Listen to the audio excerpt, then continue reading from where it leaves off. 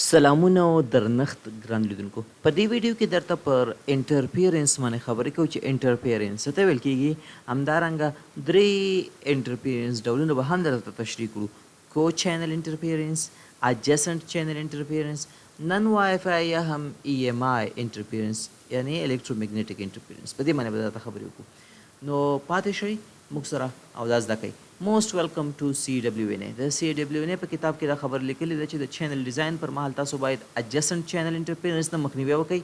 کو چینل انټرفیرنس نه مخنیوي وکړئ نو موږ وویل چې راځه دا دوی درته ښودلي موږ به هم تاسو ته وښایو چې نن وای فای انټرفیرنس ته ویل کېږي نو ملګرو د دې کتاب نه مې ټول هر څه راغستي زه راځم سمپلي دلته تاسو ته په سمپل او ساده ژبه کې بیانوم اول ملګرو راځو انټرفیرنس ته ویل کېږي په عامه اصطلاح که دا لغات موږ پښتو کې معنا کو مداخله تداخل موږ خبرې کوو یو کس راځي زموږ خبرې انټرفیر کوي انټرفیرنس پکې کوي یعنی مداخله کوي زموږ خبرو کې زموږ خبرې پرې کوي راځو په وایرلس کې انټرفیرنس ته ویل کېږي interference in wireless communication occurs when unwanted electromagnetic signal disrupt your primary transmission ستاسو سیګنل دی اصلي دا د سورس نه ډیسټینیشن په طرف روان دی په لاره کې unwanted داسې سیګنل دی چې موږ یې نه غواړو میبي دا د وای فای سیګنل وي یا نن وای فای وي لکه د مایکروویو سیګنل وي یا بل څیز دا راځي او زموږ سیګنل ډسرپټ کوي یعنی مشکلات ورته پیدا کوي زموږ دغه سیګنل چې کوم دی هغه خپل پاور څه سره لاسه ورکوي اټنویټ کیږي کمزوری کیږي یعنی دا بل سیګنل زموږ سیګنل ته مشکلات جوړوي دې ته ویل کیږي انټرفیرنس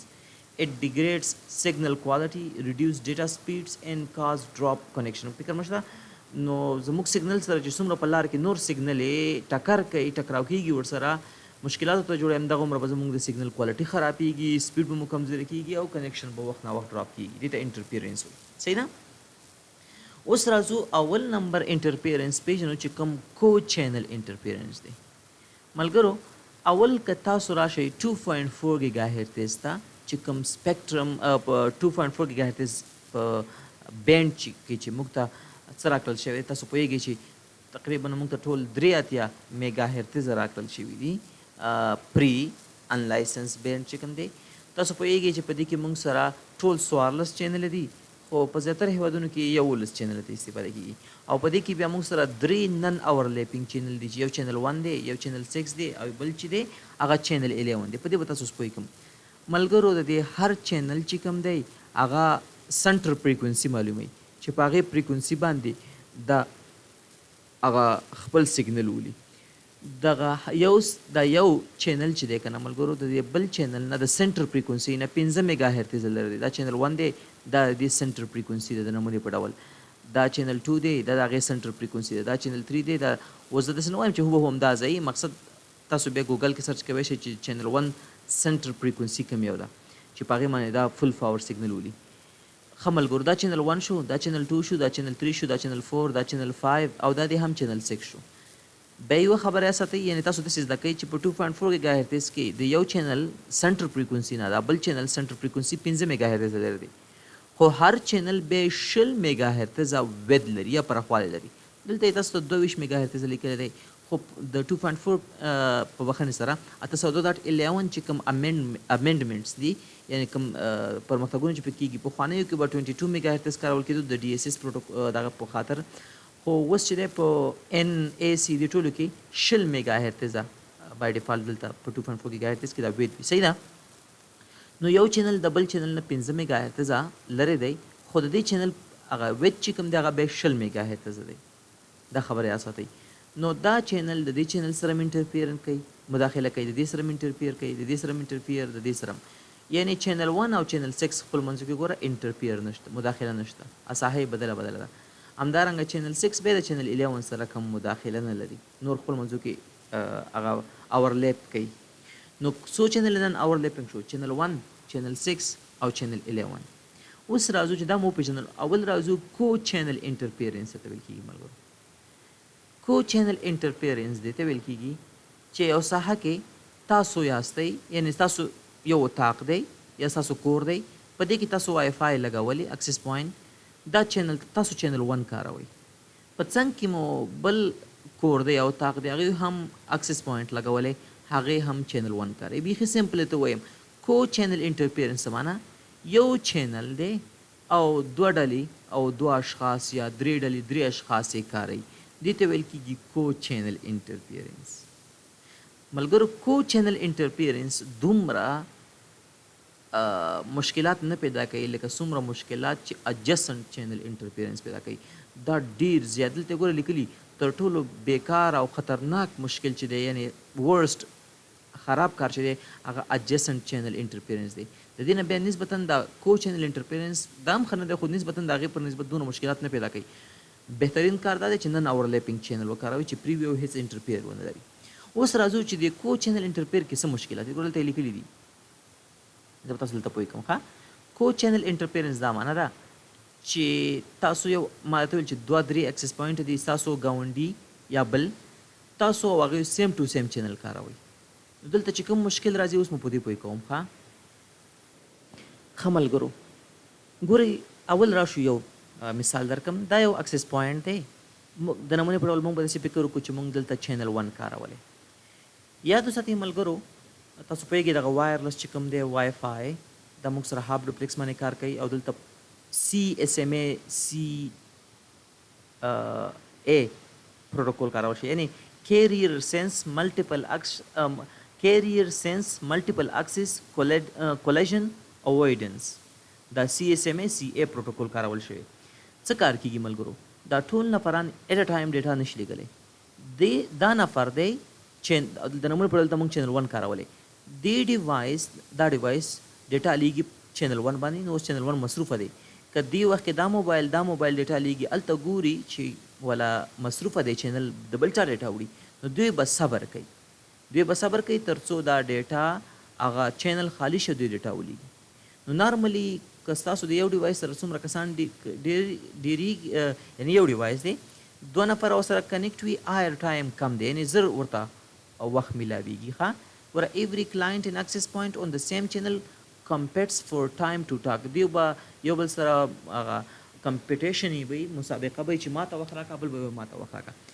اوس خو مشکل دیز کې جوړیږي راشئ تاسو وګورئ دوه اکسس پوینټ دی دا ستاسو کور دی دا د ګاونډي کور دی تاسو چینل 1 کاروئ هغوی چینل 6 کاروئ نو هېڅ مشکل نشته نن اورلیپینګ چینل کاروئ دلته 3 نفر دي دلته هم 3 نفر دي تاسو کنیکټ رسئ دا نفر چې کله ډیټا لیږي چینل 1 باندې دا دویم نفر به چینل 1 ته غوږ کیږي چې آیا په چینل 1 خو ډیټا نه ځي چې وګورئ د هغې چې چینل 1 مصروفه دی د هغې ډیټا وړي دا به صبر وکړي نو دې وخت کې به دا هم صبر کوي دا به هم صبر کوي نو دلته آیر ټایم داسې دی که نه یعنې دوی د آیر ټایم دپاره زر کمپټیشن نه کوي زر به ورته نوبت را رسېږي ځکه دوی خپل چینل دی دوی خپل چینل دی اوس راشه مشکل په دې ځای کې دی چې تاسو هم چینل 6 کاروئ او ګاونډیان هم چینل 6 کاروئ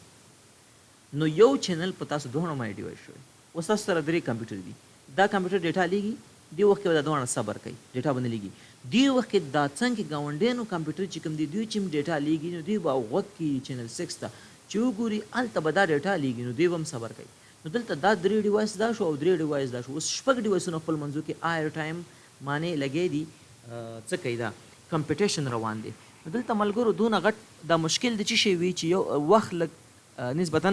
کم ورته رارسېږي ښه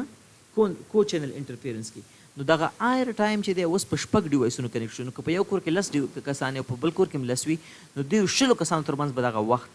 تقسیم وي نو دې ته به نسبتا لږ وخت کم یعنی دغه آیر ټایم به دغه کسانو باندې ډیوایډ کېږي چې سپیډ دې سره کمزورې کېږي صحیح ده غټ مشکل دی چې سپیډ به کمزورې کېږي دا ټایم به په دې ټول ډیوایډ کېږي ګورئ تاسو ګورئ A1 AB په بخښنه سره A1 A2 A3 دا B1 B2 او B3 all sharing the air time on channel 7 ګوره air time په څه کې دی نو خپل منځو کې به تقسیموي او وخت به ورته نسبتا لږ کم رسېږي it is taking them twice as long as to transfer data ګوره که دوی په بل چینل وي دوی په بل چینل وي نو نسبتا دوی به ډېر تیز کار کولی خو دوی دواړه چې اوس په سیم چینل شو نو هغه سپیډ چې دی 2 چنده راکم شو انشاءالله چې پېښې وي یاستئ نو د دې د کو چینل غټ مشکل دا دی چې ډیوایسونو ته به زر وخت نه پیدا کېږي چې ډیټا ولیږي بر نه حقه به چینل ډېر ډیوایسونه کاروي یو چینل نو د دې غټ مشکل دا دی خو دا بیا دومره غټ مشکل نه دی څومره غټ مشکل چې دی هغه بیا اجسنټ چینل انټرفیرنس دی ګورې ملګرو په دې کې کوارډینیشن دی یو بل ته غوږ دي یو ډیوایس چې ډیټا لیږي اول غوږ کې دي څوک خو چینل 6 نه کاروي چې کاروي دا ډیټا نه لیږي نو مشکل د پیکټ لاس او د ریټرانسمیشن دا دومره ډیر نه وي صرف غټ مشکل دا وي چې سپیډ بس لوی ځکه هلته ټایم په ډیرو کسانو اوس تقسیمیږي اوس راځو اډجسنټ چینل انټرفیرنس ته دا بیا ډیر غټ مشکل دی ملګرو هغه څنګه دی داسې دی ګوره تاسو وکړو چې چینل 1 د چا سره انټرفیر کوي د چینل 2 سره په یو ساحه کې له چا سره له 3 سره له چا سره له 4 سره یعنی له چینل 1 خپل انټرفیر کوي له 2 3 4 5 سره خو له شپږم چینل سره نه کوي نو که تاسو یو ځای کې یاستئ دلته مو چینل 1 کارولی دلته چینل شپږم وکاروئ دلته چینل 11 درې واړه چینل نن اورلیپینګ دي هیڅ یو بل سره انټرفیر نه کوي انټرفیرنس نشته البته صحیح ده خو که چیرې تاسو داسې چینل وکاروئ چې هغه یو بل سره اورلیپینګ کوي په 2.4 په 5 ګیګا هرتز کې به دا مشکلات ډېر کم دي 2.4 ګیګا هرتز کې دا بینډ ډېر کم دی چینل یو بل سره ډېر کنجسټډ دي نو ځکه دا مشکلات زیات رامنځته کېږي ځکه موږ دا مثالونه په دې کې ورکوم ملګرو په چینل په 5 ګیګا هرتز کې چې کوم دی ټول چینل نن اورلیپینګ تقریبا صحیح ده اورلیپینګ نه کوي سره دلته دا مشکلات به ډېر زیات دي ګورئ که تاسو اوس داسې یو کار وکړئ دا دې ځای کې تاسو چینل 1 وکاروئ دلته چینل 2 وکاروئ دلته چینل 3 چینل 1 د چینل 2 سره انټرفیر کوي او له 3 سره هم کوي نو دا تا دلته اوس تا مشکل رالی اډجسنټ چینل انټرفیرنس تا چینل 1 وکارو ګاونډي دې داسې چینل کارولی دی چې 2 چې هغه بېرته له تا سره انټرفیر کوي هغه له تا سره تداخل کوي ستا له چینل سره دا ګوره تاسو او ګاونډیان چې کومه فریکونسي کاروئ دا شریکه در سره یو ځای کې نو دلته به اوس انټرفیر کېږي چې دې ته ویل کېږي اډجسنټ چینل انټرفیرنس چې دا بیا ډېر غټ مشکل پیدا کوي ګوره ایوری کلاینټ اینډ access point are on overlapping channel talk over each other د دې بیا ډېر غټ مشکل دی دا مشکل څنګه دی ګورئ ها تاسو دلته چینل 4 دی دلته 5 دی دلته 6 دی دا درې واڼه چې دی هغه داسې فریکونسي کاروي چې له یو بل سره انټرفیر ده دلته اوس غټ مشکل دا راځي دلته دا چینل 4 اوس چینل 5 نشي ډیټیکټ کولی CSMA CA پروتوکول دلته اوس کار نه ورکوي ځکه هغه چینل ډیفرنٹ دی دا چینل ډیفرنٹ دی دا چې اوس دلته چې یو ډیوایس کله ډیټا لیږي دا به چینل 4 ته غوږ کېږي څوک ډیټا نه لیږي نو هغه چینل 5 دی که نه که هغه ډیټا لیږي هغه دا نشي ډیټیکټ کولی یا چینل 6 دا نشي ډیټیکټ کولی دا به دلته یو کس دی کمپیوټر دی دا ډیټا لیږي دی وخت کې چینل 5 باندې هم ډیټا روانه ده دا خو یوازې خپل چینل ډیټیکټ کولی شي که نه ګورئ دا ډیټا لیږي په دې وخت کې په چینل 6 5 باندې ډیټا روانه ده نو دا به غوږ کېږي چې چینل 4 باندې خو څوک ډیټا نه لیږي حالان کې هلته چینل 5 باندې ډیټا روانه ده خو هغه د چینل نه دی نو دا به وایي چې نشته نو دا چې کله څنګه ډیټا ولیږي هلته چینل 5 هم ډیټا روان کړې ده چینل 4 چینل 5 او چینل 6 داسې فریکونسي کاروي چې خپل منځو کې سره یعنی یو فریکونسي کاروي هغه ساحه د 20 میگا هرتز کې یو بل سره انټرفیر کوي نو په دې وخت کې به درش شي ساده الفاظو کې به درش شي ټکر به وشي ځکه د یو بل نه خبرېږي دا ډېر بېکاره دغه دی ورسټ حالت دا دی په دې کې څه کار کېږي دا به پیکټ لیږي هلته به له هغه سره ټکر کوي نو پیکټ لاس به رامنځته کېږي صحیح ده پیکټ کرپشن پیکټ به کرپټ کېږي ته مجبور چې دا پیکټ بیا ولګي نو ریټرانسمیشن به وي صحیح ده دغه مشکلات به جوړېږي او پرفارمنس به دې سره ډیګریډ کېږي یعنې خرابېږي به نو اوس که تا نه څوک پوښتنه کوي چې کو چینل انټرفیرنس څه ته ویل کېږي ته به سیم ټو سیم چینل چې وکاروئ دې ته کو چینل انټرفیرنس وایي ها ته به اډجسنټ چینل څه ته ویل کېږي وایي ته چې داسې چینل وکاروئ چې په څنګ کې بل داسې چینل وي چې هغې سیم ټو سیم فریکونسي کاروي او نو دې ته ویل کېږي اډجسنټ چینل کوم یو تر ټولو خراب دی ACI اډجسنټ چینل انټرفیرنس انشاءالله چې پېښې به یاستئ اوس راځو EMI یا الکترومیګنیټک انټرفیرنس ملګرو دا دلته موږ راغسي دې ته موږ په زیاتره کتابونو کې نن وای فای وایي یعنې هغه انټرفیرنس چې د وای فای زیاتره ډیوایسونه نه دغه کوي نور ډیوایسونه د نمونې په ډول تاسو سره بلوتوث دی صحیح ده یا هم مایکروویو ستاسو کور کې مایکروویو لګېدلی یا کارډلیس ټلیفون دي نو دوی خو داسې ډیوایسونه دي چې بېلابېل نورې د نمونې په ډول بلوتوث خپل ځان ته ټیکنالوژي د هغه کاروي خو دوی هم یو ډول انټرفیرنس لري زموږ څخه په ډیوایسونو باندې او زموږ څخه په سیګنل باندې صحیح ده نو دې ته EMI وایي ښه دې ځای کې به یو خبره دلته راغستې ده